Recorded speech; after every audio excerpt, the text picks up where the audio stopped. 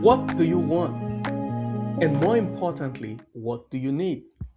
At its core, negotiation is not about demands or ultimatums. It is about understanding the underlying interests of the parties involved. According to Katie Shunk in her 2025 Harvard Law School program on negotiation blog, the ideal negotiation outcome is not one where a single party wins, but one in which all sides involved achieve a meaningful gain, a true win win scenario. Whether you're negotiating what time your teenage daughter needs to come home, planning the best vacation with your spouse, or securing the most strategic deal for the company's expansion into Germany, you're already practicing the art of negotiation. In each case, the objective is the same: to reach an outcome that balances interests, preserves relationships, and allows everyone involved to move forward with confidence. When negotiation is practiced this way, it stops being a battle and becomes a leadership skill, one that creates clarity, reduces conflict, and allows everyone to sleep better at night. Good day, everyone. Today, we are going to take a focused look at the act of negotiation, not as a transactional exercise, but as a strategic leadership capability that shapes outcomes, relationships, and long term success. I remember when the proposal for Technet Solutions to expand into Germany first hit the boardroom table.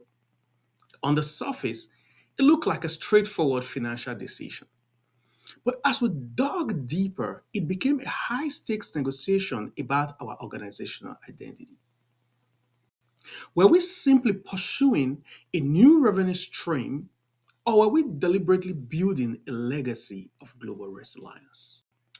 As executive leaders, we do not merely negotiate prices or contracts.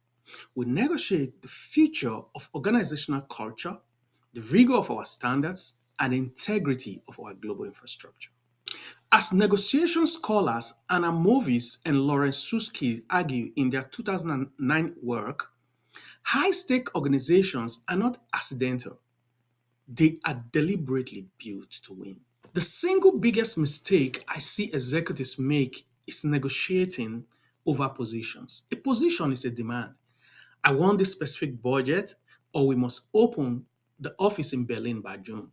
However, according to Roger Fisher, William Horry, and Bruce Payton in their seminal 2011 work, getting to yes, the real power in negotiation lies beneath the surface at the level of interest. Think of the iceberg. The tip, the visible part represents positions, but the massive structure beneath the underlying represents interests, the fears, the needs, motivations, and constraints shaping stakeholder behavior. In TechNet's Germany expansion, the stated position was to establish a local headquarters. The underlying interest, however, was digital sovereignty, earning the trust of Germany's Federal Office for Information Security and aligning with national security expectations.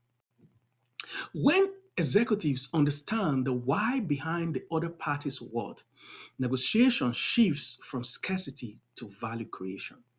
This is the essence of integrative negotiation, not defeating the party across the table, but jointly creating value that did not exist before the conversation began. At the executive level, negotiation success is measured not by concessions extracted, but by solutions that satisfy both strategic and institutional interests.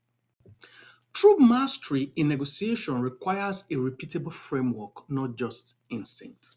At TechNet, negotiation is treated as a structured multi-phase process, beginning with preparation, followed by information exchange, and culminating in agreement. Central to this framework is the concept of the best alternative to a negotiated agreement, or BATNA, first articulated by Fisher, Horry, and Payton in their negotiation research. An executive who enters negotiations without a clear BATNA is not negotiating, they are pleading. Before presenting the Germany expansion proposal to the board, I knew exactly what our alternative path looked like. The clarity did not make me aggressive, it made me grounded. It allowed me to remain focused on strategic objectives rather than emotional pressure. Negotiation research consistently shows that preparation determines outcomes.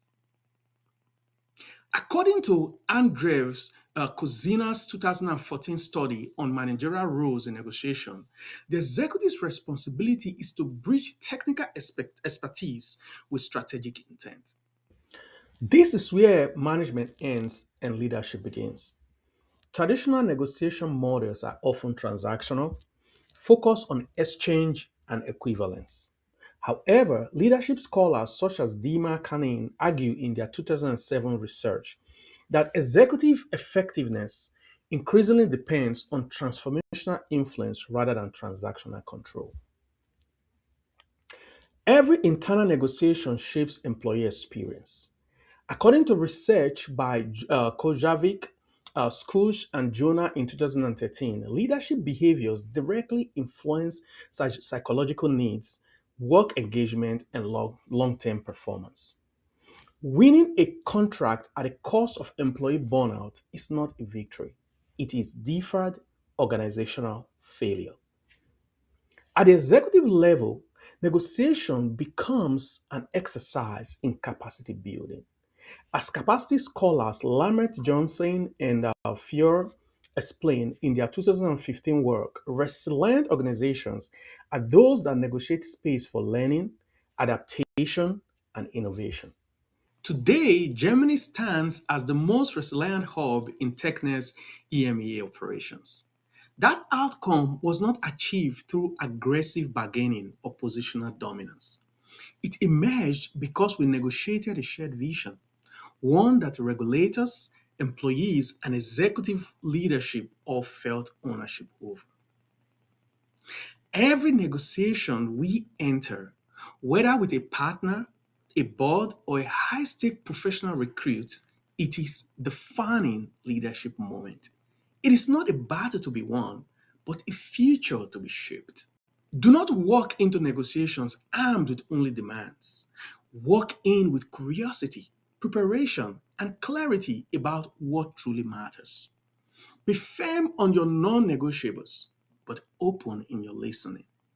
The most powerful phrase an executive can use is not "I disagree," but "help me understand your perspective so we can move forward together." Finally, when you change the way you negotiate, you change the way you lead. Thank you all for the opportunity to share.